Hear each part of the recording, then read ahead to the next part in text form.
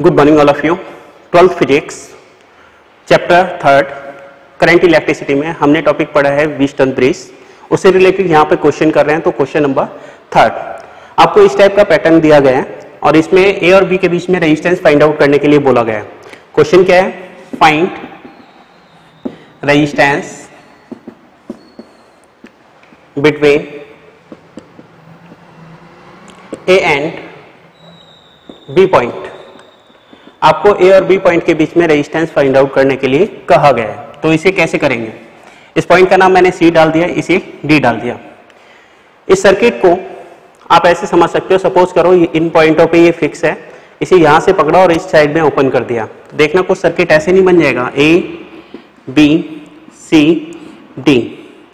यहां पर देखिए सी और डी के बीच में एक रेजिस्टेंस है आर वैल्यू का, तो C यहाँ पर है, D यहाँ पर है, इसके बीच में एक R वैल्यू का रेजिस्टेंस लगा दिया।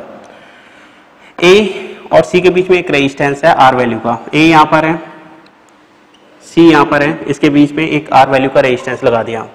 D और A के बीच में एक रेजिस्टेंस है R वैल्यू का, D यहाँ पर है, A यहाँ पर है, इनके बीच में एक रेजिस्टेंस लगा दिया R वैल्यू का। इसके बाद C और B के बीच में एक रेजिस्टेंस है R वैल्यू का, तो ये R लगा दिया, ये वाला भी हो गया। D और B के बीच में एक रेजिस्टेंस है R वैल्यू का, D यहाँ पर है, B यहाँ पर है, तो इनके बीच में एक रेजिस्टेंस लगा देते हैं, तो ये रेजिस्टेंस लगा दिया, ये भी R वैल्यू का है।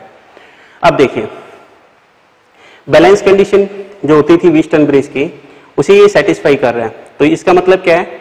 P by Q equal to R by S की जो कंडीशन होती थी, P की जगह पर यहाँ पर क्या है R, Q की जगह पर क्या है R की जगह पर क्या है R ही लिखा हुआ है, S की जगह पर क्या है R, तो ये वाली कंडीशन वेरीफाई हो रही है। इसका मतलब क्या हुआ? व्हीटस्टोन ब्रिज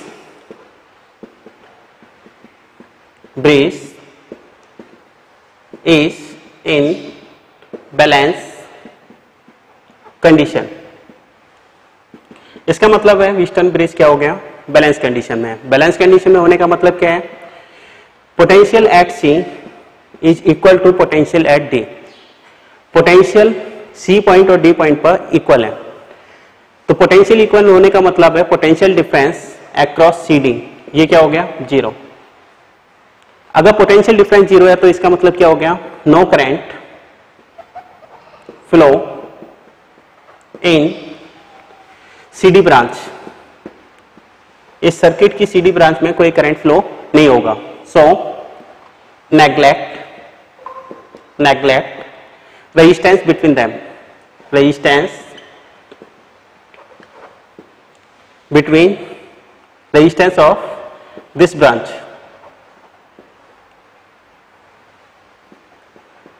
इस ब्रांच के रेजिस्टेंस को नेग्लेक्ट कर दो, तो बाकी सर्किट कैसे कन्वर्ट हो गया? A B C D, ये सर्किट इस टाइप से कन्वर्ट हो जाएगा। इनकी value R R R R।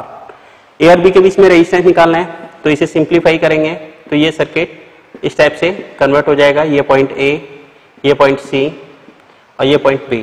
इसी टाइप से ये R, ये वाला पॉइंट D, ये R और ये पॉइंट। इसे सॉल्व करेंगे तो कितना हो जाएगा? ये हो जाएगा 2R अपॉन 2R। ये पॉइंट हो गए A और B। इसे सॉल्व करेंगे पैरेलल की कंडीशन लगा के, तो A और B के बीच में रेजिस्टेंस कितना आ जाएगा? R आ जाएगा। तो ये क्वेश्चन इस टाइप से सॉल्व होता है और ये वाले स्टेप लिखे जाएंगे।